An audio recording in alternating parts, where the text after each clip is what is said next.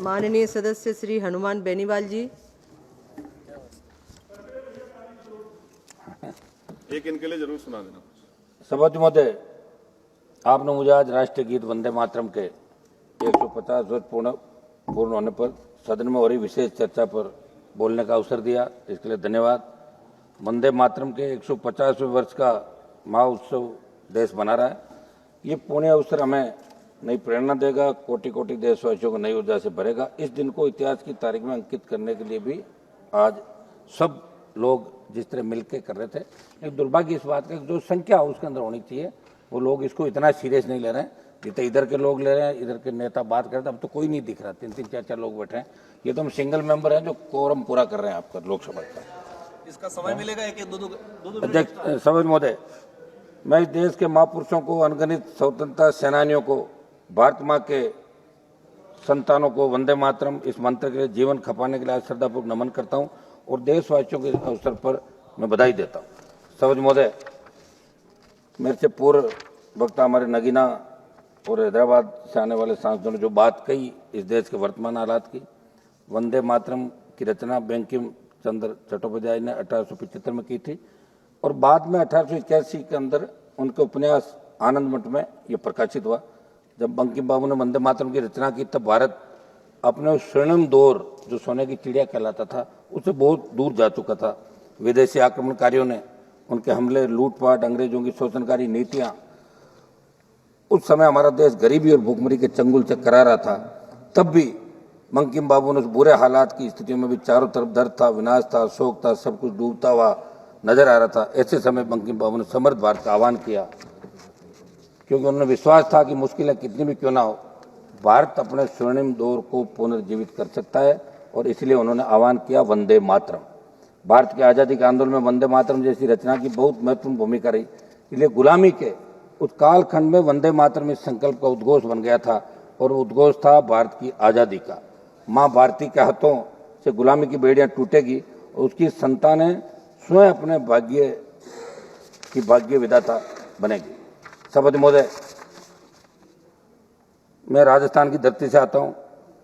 ये धरती भी शक्ति एवं भक्ति वीरों की धरती रही है। हमारे से भी बहुत से स्वतंत्र सेनानियों ने, बहुत से लोगों ने आज़ादी के आंदोलन में शहादत दी।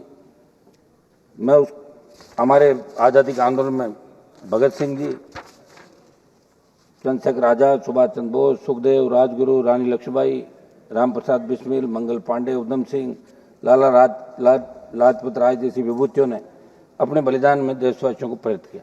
मैं जिस कौम से आता हूं, उस जाट कौम ने भारत के इतिहास में सबसे ज्यादा मातृभूमि के लिए प्राण न्यौछावर किए। भारत की आज़ादी की लड़ाई के अंदर जाट समुदाय के कई प्रमुख क्रांतिकारियों, जिसमें राजा महेंद्र प्रताप सिंह, राजा नार सिंह, शामल, भगत सिंह, उधम सिंह, बलदेवराम बुर्डक और अवतार सिंह सराबा जैसे नाम शामिल है, जिन्होंने देश के लिए अपने जीवन समर्पित किया और हंसते हंसते फांसी के फंदे को उन्होंने चूम लिया। वंदे मातरम आज के हालात के अनुसार, सभापति महोदय, जो हालात आज बन रहे हैं उस हालात के अंदर हमें वंदे मातरम की जो आज ऐतिहासिक बहस हो रही है, उसके बाद हमें इन चीज़ों की ओर भी सोचना होगा कि आज देश के हालात क्या है। इस गीत से उस समय गोरे अंग्रेज इतने डर गए थे, उस समय हमारे पास साधन संसाधन नहीं थे कि इस नारे को लोकप्रिय बनाने वाले रविन्द्रनाथ टैगोर, विपिन चंद्र पाल और श्री अरविंदो जैसे महान विभूतियों को कई बार नजरबंद किया। ब्रिटिश सरकार इनसे इतनी परेशान हुई कि जगह जगह वंदे मातरम बोलने पर पाबंदियां लगा दी गई।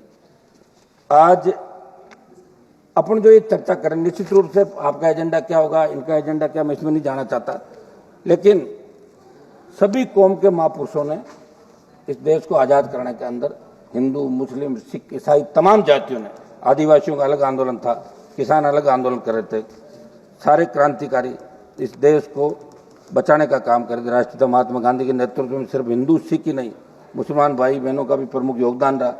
मौलाना अब्दुल कलाम आज़ाद, अशफाक उल्लाह खां, खान अब्दुल गफ्फार खान, डॉक्टर जाकिर हुसैन, मौलाना मोहम्मद अली जोहर, हजरत मोहानी बेगम, हजरत महल और यूसुफ मेहर अली जैसे प्रमुख लोग इसके अंदर शामिल हुए। सभापति महोदय, ये अच्छी बात है कि प्रधानमंत्री ने वंदे मातरम की चर्चा की शुरुआत की। वंदे मातरम जय हिंद देश की संस्कृति और स्वतंत्रता संग्राम से जुड़े नारे, लेकिन इसी सरकार ने जिसने राज्यसभा में नारों के इस्तेमाल पर प्रतिबंध संबंधी अधिसूचना जारी की थी। राज्यसभा बुलेटिन में सांसदों को शिष्टाचार और परंपरा का हवाला देते हुए जय हिंद और वंदे मातरम जैसे नारे नहीं लगाने की सलाह दी। कौन सरकार ने? इसी सरकार ने। जब सरकार का नाम आती घंटी तो यहाँ तो कितना पहल के गए लोग, थोड़ा बहुत तो बोलने दो सर। जब इन्हीं पर चर्चा करते हैं तो बहुत कुछ आक्षेप लगता है। उम्मीद है कि वंदे मातरम पर व्यापक और सार्थक चर्चा होगी और ये चर्चा पश्चिम बंगाल चुनाव को ध्यान में रखकर किसी एजेंडे में न बदल जाए। चर्चा राजनीति से ऊपर उठकर देश हित को प्राथमिकता दे, लेकिन ये दुर्भाग्य कि आज चर्चा में भाजपा के ज्यादातर लोग राजनीति कर रहे थे और कांग्रेस वाले है नहीं। ये भी बड़ा दुर्भाग्य। आप देखिए, वर्तमान सरकार के पर नहीं बल्कि देश के सामने मौजूद जटिल समस्याओं, महंगाई, बेरोजगारी, आर्थिक विकास, महिला सुरक्षा, किसानों की व्यापक समस्याओं, सांप्रदायिक हिंसाओं, समाज में बढ़ता अपराध, युवाओं में बढ़ता नशा, इन पर रोक देने की आवश्यकता है। हाल ही के सितंबर महीने में इनके जो जिनको लोग गोदी मीडिया कहते हैं, मोदी मीडिया, इंडिया टुडे सी वोटर द्वारा किए गए सर्वे के मुताबिक पीएम के नेतृत्व में पिछले 11 साल में उनकी सबसे बड़ी जो असफलता बताई बेरोजगारी। 27.1% लोगों का मानना है कि बेरोजगारी सरकार की सबसे बड़ी असफलता। 6.5% लोगों ने आर्थिक उन्नति को धीमे होने की बात कही। 5.8% लोगों मतलब मोदी सरकार के तो अल्पसंख्यक समुदाय में भय का माहौल। 5.3% लोगों मतलब महिला सुरक्षा और 4.8% कह रहे हैं कि आतंकवाद को न संभाल पाना भी दिक्कत है। बहुत उम्मीद करी थी, मैं भी आपके एनडीए में था पिछली बार जब जीत के आया था। और ये जो हालात अभी ऑपरेशन सिंदूर और उसके बाद बना, जब 14 में सरकार आई, 19 में आई, 24 में आई, तो नौजवानों ने एक सपना सोचा कि अब सादत नहीं होगी बॉर्डर पे, अब देश सुरक्षित हो गया। लेकिन अभी उतने शहीद हो रहे हैं हमारे लोग, तो ये सादत कब रुकेगी ये देश जानना चाहता है। मैं एक घटना का जिक्र करना चाहूंगा सऊद महोदय। 1905 में बंग आंदोलन के दौरान अंग्रेजों ने वंदे मातरम के सार्वजनिक प्रतिबंध लगाया। फिर भी 14 अप्रैल 1906 को 22 साल में हजारों लोगों ने अंग्रेजों के आदेश को नहीं माना, तब पुलिस ने उन पर लाठीचार्ज किया। सऊद महोदय, आज सरकार वंदे मातरम चर्चा जरूर करवा रही है, मगर 22 साल में 1906 में अंग्रेजी हुकूमत ने क्या भाजपा की सरकार भी उसी नीति पर नहीं चल रही है? हरियाणा का जाट आरक्षण आंदोलन, राजस्थान का गुर्जर आरक्षण आंदोलन, पहलवान बेटियों का आंदोलन, फिर किसान आंदोलन का जिक्र करें। आपकी पार्टी की सरकार ने आंदोलनों को अंग्रेजों की तर्ज पर कुचलने का काम किया। ऐसे में आपको राष्ट्रगीत के महत्व को आत्मसात करने की आवश्यकता है। सवज महोदय, बस 1 मिनट समाप्त कराऊं। सवज महोदय, मुझे लग रहा है कि जैसी थोड़ी सी बात होती है आप घंटी बजा देती है। यहाँ आज सब लोग चर्चा में भाग ले रहे हैं, हम सब बैठे हैं शाम तक, तो आपको सबको सुनने की आदत रखनी चाहिए। छोड़ोगे नहीं तो सुधार कैसे? 1 मिनट समाप्त कराऊं, सब लास्ट तो बोल रहे थे मुझे। 1 मिनट बैठा कंक्लूड कर लेने दो। बस लास्ट मेरा इतना ही निवेदन था। आज अपन ये इतनी बड़ी चर्चा करें, हाउस चल रहा है, इंडिगो की फ्लाइटें रद्द हो गई, लेकिन आज 5:30 बजे इंडिगो फ्लाइट के अंदर जो लूथरा ब्रदर्स दोनों भाई है, जो गोवा के नाइट क्लब में आग लगी, 27 लोग मारे गए और इंडिगो फ्लाइट से दोनों भाई भाग गए यहीं से। पार्लियामेंट चली, इससे बड़ा दुर्भाग्य नहीं हो सकता। कौन सी